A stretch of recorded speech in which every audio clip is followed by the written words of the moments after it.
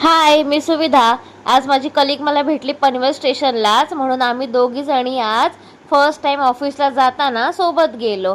आज बोलायला गेलं साऊथ इंडियन ब्रेकफास्ट डेच होता, कारण का कोइन्सिडन्सली आम्ही तिघांनी पण ब्रेकफास्टमध्ये साऊथ इंडियन फूड आणलं होतं.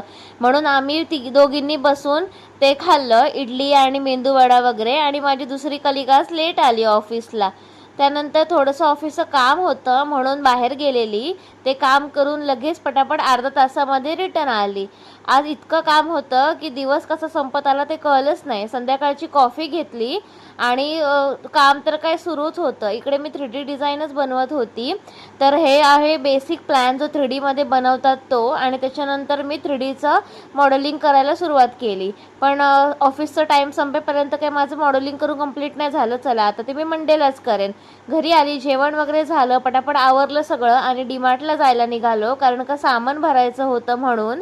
आणि डीमार्टला आम्ही पोचलो लिटरली 10:15 वाजता.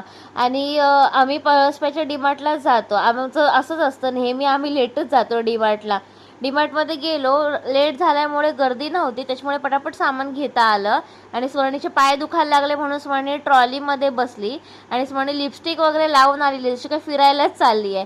त्यानंतर आम्ही आमच्या फेवरेट सेक्शनमध्ये गेलो, जो आहे फ्रीझर सेक्शन. तिकडे आम्ही दही घेतलं, लस्सी घेतलं, दूध वगैरे घेतलं. जे पण फ्रीझर झोनमधल्या वस्तू होत्या ज्या आम्हाला पाहिजे होत्या त्या सगळ्या आम्ही घेतल्या आणि घरी यायला निघालो. कसंबसं गाडीवर एवढ्या बॅगा ॲडजस्ट करून हळूहळू एकदम आलो घरी.